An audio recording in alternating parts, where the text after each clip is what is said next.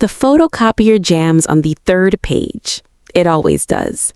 I smack the side panel the way you hit a vending machine that owes you something, and the machine shutters back to life, spitting out the rest of the Velasco acquisition summary with reluctant compliance.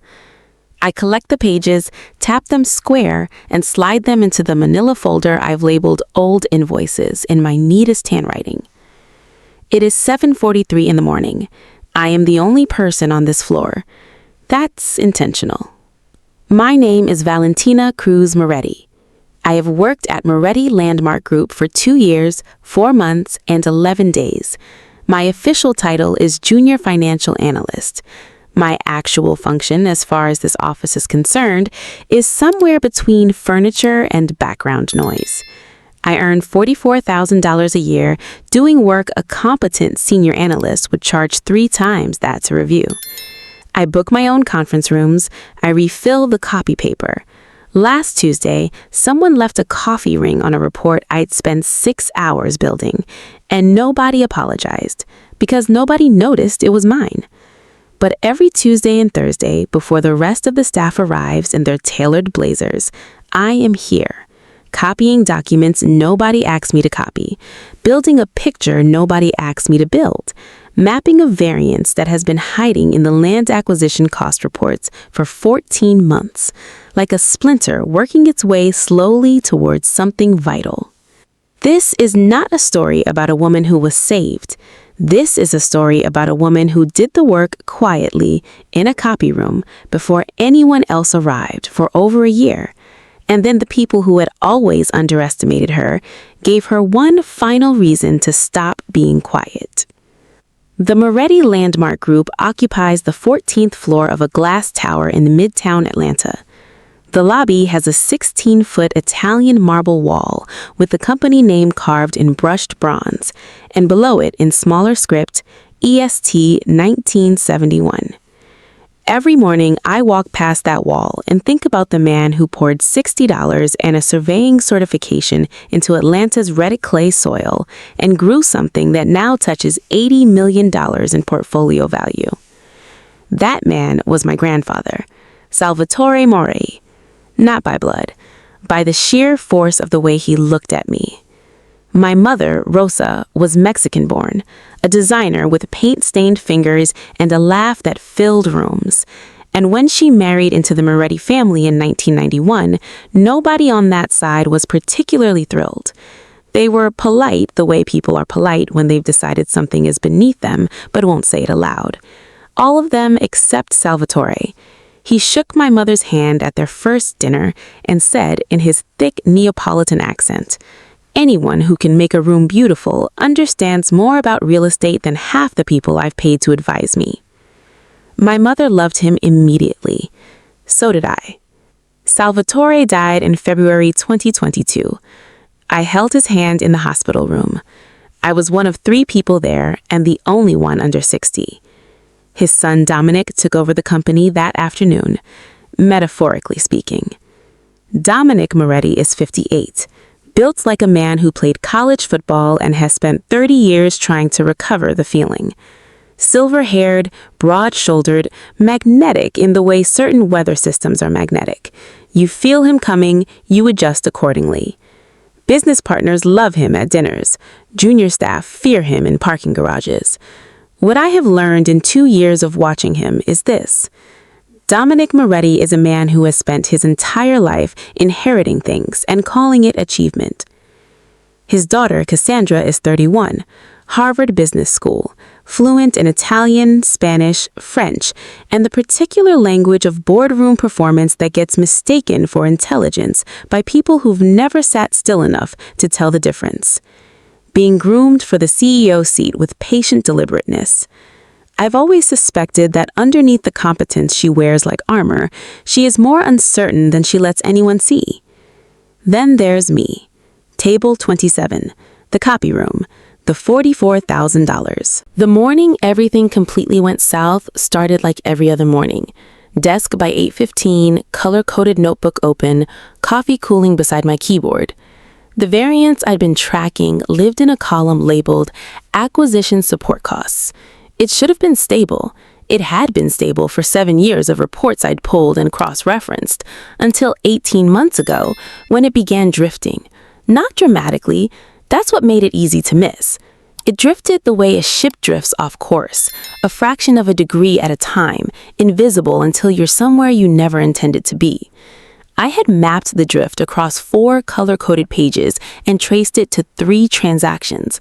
All 3 involved a company called Velasco Partners. At 9:40, the glass-walled conference room across the floor filled with 2 people, Dominic and Cassandra. The door was cracked 2 inches. I was not supposed to be able to hear them. My auditory processing disorder, the condition my family treats as evidence of my limitations, has given me a lifetime of compensatory habits. One of them is that I listen very carefully to whatever reaches me, because I cannot always afford to miss it. Velasco Partners, Dominic was saying, is structured to co-develop the Buckhead parcel through a subsidiary that sits outside the standard board approval threshold. Cassandra's response was lower. Fragments. Timeline, minority buyouts, clean. Then Dominic, clearly. By the time anyone asks questions, the asset transfer will already be complete. I wrote exactly what I heard in my notebook margin in red ink, drew a box around it, then I sat still for 45 seconds, the way you sit when something cold moves through you and you need to wait for it to pass before you can think clearly. The Buckhead parcel. 40 acres Salvatore had acquired in 1998 and protected against every development proposal until the day he died. His voice surfaced in my memory with the sharpness it always carried, even 2 years gone. "This one, Valentina," he'd said, tapping a hand-drawn map with one finger. I was 26, sitting across his kitchen table the way I'd sat there 100 Sunday afternoons. "This is the only piece of this company I built for someone who would protect it, not develop it. Protect it." I hadn't understood then. I filed it in the part of my mind where I keep things that are not yet useful. It was useful now. I opened the Velasco summary and read it the way Salvatore had taught me to read documents, as a structure, a system of relationships between parts. I looked for what connected to what. I looked for what was missing. What was missing was a board resolution. A transaction of this scale should have required full board approval under Section 9 of the company's operating agreement. The Velasco structure had been designed with considerable creativity to route around that requirement by classifying the parcel's transfer as an internal restructuring rather than a disposition. Not technically illegal, the kind of thing only possible when nobody's paying close enough attention. I had been paying attention for 14 months. The termination email arrived at 4:17 that afternoon. Subject line, termination email effective July 31st. I read it slowly, forcing the words into stillness until their meaning settled. Signed by Eleanor Voss, corporate attorney, on behalf of Dominic Moretti. No phone call, no meeting, no warning. My birthday was in 3 days. I read it 4 times, then opened my notebook to a fresh page, labeled it in red, and wrote 1 sentence. They just gave me a reason. I stayed at my desk until 6:30, until the floor had emptied. Not catastrophizing, not in a bathroom stall, though I want to be honest, the bathroom stall was considered. I was thinking about the Velasco structure, the Buckhead parcel, the things Salvatore had said about protecting something, thinking about whether I was the person he had believed me to be, or whether I had simply been a warm Sunday afternoon to him, familiar and ultimately incidental. I locked my notebook. I took the manila folder. I walked to the elevator. The FedEx envelope was on my doormat when I got home. I almost stepped over it. I was carrying my bag, my lunch container, the particular exhaustion of someone who has held themselves together for 8 hours on pure, deliberate will. But I saw the return address, Rinaldi Law, Savannah, Georgia. I set everything else down. I sat on the floor of my entryway, a thing I do sometimes when a situation exceeds the furniture, and I opened the envelope. A handwritten note on ivory paper. Precise, unhurried handwriting. The handwriting of someone who had never been in a rush. Your grandfather told me to send this the week your father tries to remove you from the company. I believe that week has come. Call me when you're ready. There is no deadline on courage, but there is one on the documents. You have 72 hours from receipt of your termination notice. A phone number and a key. Small, brass, unremarkable. The kind that opens exactly one thing. Somewhere you have to go find. My cat Ledger walked over and sat on my knee with the calm authority of someone who has assessed the situation and decided his presence is required. I put my hand on his back and felt his breathing, steady and even, and I thought about Salvatore at 81, sick with something he already knew was going to win, sitting across from a woman named Pat Rinaldi in Savannah, handing her a key and trusting her to hold it for however long it took. He had known. He built something around this moment the way he built around every structural problem, quietly, from the foundation up, before anyone thought to look. I needed to know one thing before I made the call, whether I was ready to stop waiting for this family to see me and start becoming someone they could not afford to ignore. The answer, when it came, was quieter than I expected, less like a decision, more like a door I'd been standing in front of for a very long time, finally swinging open on its own. I did not call Pat Rinaldi that night. I know that's not what you expected. Story logic says woman receives mysterious key in urgent note, woman calls immediately, plot accelerates. Instead, I sat with the envelope for 4 hours. Ledger moved from my knee to the couch. The street outside my Decatur apartment cycled through its Tuesday rhythms. The 7:15 bus, the neighbor's dog, the couple on the 3rd floor who cooks something fragrant on Tuesdays I've never been able to identify.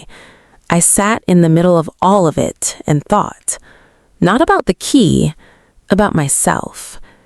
Here is what nobody tells you about moments of reckoning. The hardest part is not the confrontation ahead, it's deciding in the quiet before it whether you actually believe you deserve the outcome you're about to fight for. My family had spent 29 years constructing a specific version of me. Valentina who processes slowly, Valentina who struggles in meetings, Valentina who's better suited to support roles, tasks that don't require the sharp, decisive thinking that real business demands. They had built that version with such casual consistency that some days I had worn it like it was my own. I needed to sit with the key long enough to be certain that when I walked through whatever door it opened, I was walking through it as myself, not their version, not Salvatore's chosen one, whatever that meant. As Valentina Cruz Moretti, 29 years old, Decatur apartment, 1 cat, 14 months of documented evidence, and enough of her grandfather's stubbornness in her bones to drive to Savannah in the morning. I called Pat Rinaldi at 7:15 the next day. She answered on the second ring, the voice of someone who had been expecting the call, but was too disciplined to check the clock. Warm, unhurried, with a Georgia coastal softness that made everything sound considered. "I've been hoping you'd call," she said. I wanted to think first. A pause, then something in her voice that might have been approval. "Your grandfather said you'd do that. He called it your greatest advantage and your most frustrating quality, depending on the day." I laughed for the first time in 36 hours. It surprised me. "I can be in Savannah by 11, I said. She gave me an address on Bull Street. Look for the green door. I drove with the windows down through the pine corridor of I-16, morning light flat and warm across the Georgia flatlands, the kind of drive that gives you 90 minutes to either talk yourself out of something or all the way into it. I spent the first 40 minutes reviewing what I knew, the Velasco structure, the variance in acquisition costs, the Buckhead parcel, the secondary will the note implied existed, the key in my jacket pocket that I touched every 20 miles, the way you touch a bruise, checking it's still real. I spent the last 50 thinking about Salvatore. Sunday afternoons at the Buckhead house. The kitchen table spread with old contracts, survey maps, ledger sheets from the company's early years. Every number has a relationship, he'd say, smoothing a balance sheet flat with his palm. Your job is not to read the number. Your job is to understand the relationship. He never mentioned my processing speed. He never suggested that the time I took to absorb something was a deficiency. He simply waited, with the endless patience of a man who had been watching me learn, and, over years of Sunday afternoons, deciding something about what should accordingly be left in my hands. Pat Rinaldi was exactly the kind of woman you would trust with a secret for 3 years. 70 years old, silver-haired, dressed in linen the color of sea oats, reading glasses pushed up on her head. She met me at the green door and brought me inside to a sitting room with floor-to-ceiling bookshelves and 2 cups of coffee already poured. She did not make small talk. I appreciated that immediately. She slid a document across the coffee table. This is Salvatore's instruction letter to me, written January 2021.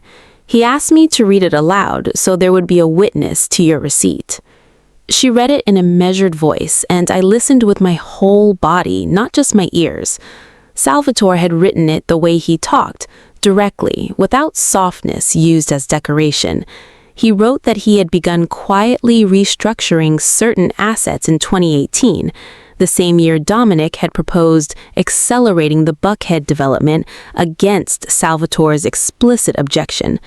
He wrote that from that moment forward, he had been alert to the possibility that Dominic would eventually move against the company's foundational assets once Salvatore was no longer present to prevent it. Then the paragraph that made me set down my coffee cup. He wrote about me. Valentina has a mind that operates like a surveyor's instrument. She does not read the surface, she reads the grade beneath it. She sees where the ground slopes before anyone else has thought to measure it. I have watched her develop this ability over many years of Sunday afternoons, and I believe it is the most valuable analytical capability in this family, precisely because no one in this family has ever noticed it. I am leaving her what I am leaving her not as a gift, but as a tool. I trust her to use it as a builder, not as a weapon. Pat Rinaldi folded the letter with deliberate care. Then she produced a second key, identical to mine, and held them both. One opens the box. One is the spare I've held since 2021. They're yours now. The safe deposit box was at a branch bank 15 minutes away, held under the name Piccola Fondazione, the small holding company Salvatore had established in 1988 that Dominic had never known existed because Salvatore had never told him. Inside the box, 4 things. A secondary will, executed March 2021, notarized and independently witnessed. A USB drive labeled Board Materials 2018 through 2021. A photograph of a 12-year-old girl in a hard hat sitting beside an old man on an Atlanta construction site, both of them laughing, and a single sheet of paper in Salvatore's precise handwriting, for the one who reads the city like architecture. I picked up the photograph first. I had no memory of that specific day, but I had so many memories of days like it. Site visits, blueprints unrolled across folding tables, Salvatore's hand pointing at something in the middle distance. The girl was laughing at something off camera, completely unaware she was being documented, completely unaware the man beside her was already planning for a future she couldn't yet imagine. Pat gave me the room. I sat alone with the contents of that box and let the full weight of it find me. The will transferred the Buckhead parcel, held entirely within Piccola Fondazione and never formally part of Moretti Landmark Group's corporate structure, to me, free and clear, independently valued at $22 million. It also transferred a 34% equity stake in Moretti Landmark Group itself, accumulated through Salvatore's personal holdings, large enough that, combined with two sympathetic minority board members and Marco Delgado's 12%, it created a coalition capable of triggering a mandatory board review of any executive decision. The USB drive contained 3 years of board meeting recordings, including a full record of Dominic's 2018 attempt to fast-track the Buckhead development against the founder's explicit directive. Salvatore had recorded every meeting he attended after that year, quietly, methodically, within his full rights as the company's founder and senior shareholder. He had not been building a trap, he had been building a record. There is a difference, and it matters. I called my mother from a bench in Forsyth Park. I needed her voice before I decided anything else. The park was warm and humid, Spanish moss barely moving, tourists drifting toward the fountain, while locals walked dogs in the live oak shade. Rosa answered on the second ring. I didn't explain everything. My mother has always known when not to ask. I said simply, "Mama, did you know that grandfather saw me, really saw me?" The silence that followed was not the silence of someone who doesn't know the answer. It was the silence of someone who has been holding one for a long time. "He saw you from the beginning," she said finally. "He told me once, when you were maybe 14 or 15, that you were the only person in that family who would know what to do with what he'd built. He didn't mean the buildings, he meant the values he'd built them on." I stared at the fountain. "Why didn't you ever tell me?"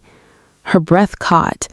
"Because I didn't want you to feel the weight of it before you were strong enough to carry it. Protection from outside always looks like silence from inside." We stayed on the phone a while after that without saying much. Sometimes the most important conversations are the ones where what goes unsaid is finally understood. I drove back to Atlanta in the late afternoon, the city skyline rising sudden and vertical out of the trees ahead of me, like an argument the land is making with the sky. I thought about what Salvatore had said, not develop it, protect it. I thought about the Velasco structure routing around board approval.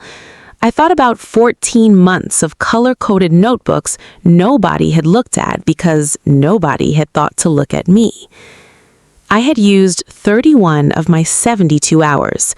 When I got home, I found Marco Delgado's company email. I had spoken to him exactly twice in 2 years. Once at a holiday event where he'd asked what I did and genuinely listened. Once in an elevator where he'd looked at the report under my arm and said, in the tone of someone who had actually read it, "That's solid work, Valentina." Salvatore had named him in the instruction letter. Marco Delgado has the integrity this company deserves in its leadership. He will not need convincing. He will need evidence. I had evidence. I typed one line. "I need 15 minutes of your time before Thursday's board meeting. I have documents I believe you'll want to see." I reread it twice. I pressed send at 11:47 p.m. At 11:52, my phone buzzed. "I'm available. Name the time and place." 5 words. No questions, no hesitation. I set the phone down and stood in my small Decatur apartment with photographs, documents, and the USB drive spread across my table, the color-coded notebook open to the red-labeled page, Ledger watching from the couch with his particular brand of calm expectation. 37 hours, 14 months of evidence, a will authenticated by a 40-year legal practitioner, and a grandfather who had spent the last years of his life building a door precisely sized for the moment I was standing in. All I had to do was walk through it. I made coffee, I sat at the table, I opened the notebook to a fresh page and picked up the blue pen, blue for things true but not yet proven. Then I paused, put the blue pen down, picked up the red one. Some things I had decided were proven enough. I began to write. "I want to tell you something about Thursday morning." I want to tell you I woke up calm and certain, that I moved through my apartment with the quiet confidence of a woman who had already won before she walked into the room.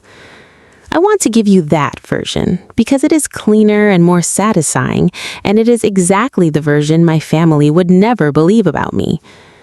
The truth is, I sat on the edge of my bed at 5:47 a.m. and shook for approximately 10 minutes. Not from fear, exactly, from the full body recognition of a moment that cannot be undone once it begins. I was about to walk into a boardroom and detonate something that would reshape every relationship I had ever known inside this family. None of it would look the same after today. I had known that sitting on my entryway floor with a brass key and a cat on my knee. The shaking was just my body catching up to what my mind had already accepted. I showered. I made espresso the way Salvatore taught me, short, dark, without apology. I dressed in the charcoal trousers and white button-down I'd pressed the night before, and picked up the leather portfolio I'd owned since graduate school, the one with the taped spine. I thought about buying a new one, something sharper, more boardroom appropriate. I kept the old one. Salvatore had told me once that the condition of a man's tools tells you more about his character than the condition of his suit. I arrived at 9:50 for a 10 o'clock meeting. The reception assistant looked at me the way she always looked at me, through me, toward whatever more important thing was presumably behind me. Your name? Valentina Cruz Moretti. I'm a stakeholder with documentation pertaining to today's agenda. She opened her mouth. I added quietly, please let Marco Delgado know I'm here. Whatever Marco said changed her posture immediately. She gestured toward the boardroom and said nothing further. Marco was already inside, standing by the windows with his jacket on and his hands in his pockets, looking at the skyline with the patience of someone who has been ready for a long time. He turned when I entered and looked at me the way I imagined Salvatore must have looked at Rosa the first time they met, like he was confirming something he already knew. You brought everything, he said. It was not a question. Everything. He nodded once. Your grandfather was a remarkable man. He gestured toward the chair beside his at the table's midpoint, not the far end, beside him. Sit here. I sat. I opened the portfolio. I arranged my documents with the calm of someone who has organized them and reorganized them across 2 sleepless nights and knows exactly where everything is. The board members filed in at 10:05, 6 of them, plus Eleanor Voss in the council chair, then Cassandra in a slate blue blazer, taking the observer seat with the automatic authority of someone who has always sat adjacent to power and expects to inherit it. Then Dominic. He entered last. He always entered last. He scanned the table, clocked Marco, clocked the board members, and then his eyes landed on me. His expression did not change. That was the tell. A man with nothing to worry about would have registered surprise and dismissed it. Dominic registered surprise and controlled it, which meant some instinct honed by years of watching rooms for threats understood immediately that my presence was not incidental. He sat. He fastened his jacket button. He smiled at the room. Let's get started. The board chairman, Walter Pruitt, cleared his throat. Before the standard agenda, Marco has flagged a preliminary matter regarding the Velasco Partners proposal and its structural relationship to the Buckhead parcel. I've asked Valentina Cruz Moretti, who has standing before this board as a stakeholder, to present her findings. Complete hearing before questions. Then Dominic laughed. Warm, practiced, generously proportioned. The laugh of a man intending to take up all available air before anyone else can breathe. He looked at me with the expression he reserved for junior staff who'd made errors in front of clients. Fond, a little tired. Valentina, sweetheart. He dropped the last word from a height, deliberately to make a sound. You work in financial support. I admire the initiative, I do. But this is a board-level strategic discussion. Perhaps HR might be a better venue for whatever you're processing right now, given the circumstances. He meant the termination. He was reminding me in front of 8 board members that I had already been dismissed. I let the silence sit for exactly 3 seconds. The circumstances are precisely why I'm here, Dominic. I used his first name deliberately. And what I'm processing is not a concern, it's a finding. I placed the Velasco acquisition summary on the table, then 14 months of variance analysis, color-coded, cross-referenced, and annotated in the visual system I developed to compensate for the way my mind works, which meant it was, coincidentally, one of the clearest financial presentations anyone in that room had seen in years. Then the Buckhead parcel's independent valuation, then the secondary will. I heard Cassandra inhale. I placed the will in front of Walter Pruitt. This is Salvatore Moretti's final will and testament, executed March 2021, notarized, independently witnessed, and authenticated by Pat Rinaldi of Rinaldi Law in Savannah, who served as my grandfather's personal attorney for over 20 years. It supersedes all prior testamentary documents. Walter put on his reading glasses. The room waited. That's not possible. Dominic's voice had changed register. The warmth was gone. My father's will was executed in 2017. I oversaw it personally. You oversaw the 2017 will, I said. This one was executed 4 years later and held in escrow under Piccola Fondazione, a holding company my grandfather established in 1988, kept entirely separate from Moretti Landmark Group's corporate structure, intentionally. Dominic stood. His chair hit the credenza behind him with a sharp crack. This is a fabrication. He looked at Eleanor Voss. Eleanor... Let her finish, Dominic. Quiet, immovable, the voice of a man who has chosen his position and will not be relocated from it. Walter Pruitt looked at me over his reading glasses. The key provisions, Miss Cruz Moretti. I stood. My hands were steady. I cannot tell you exactly when the shaking stopped. Somewhere between the parking garage and this room. Somewhere between the espresso and the caped portfolio spine. I had crossed a threshold without noticing, and on the other side of it, I was simply myself, clear, grounded, without anything left to prove to the people who had spent years telling me I was insufficient. I read the relevant passage aloud.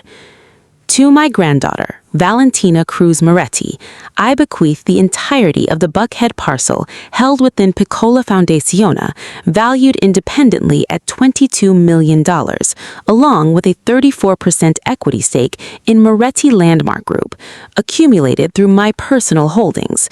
This bequest is made with full knowledge of my son Dominic's management trajectory and my considered belief that Valentina possesses both the analytical capability and the character this company requires for its next chapter.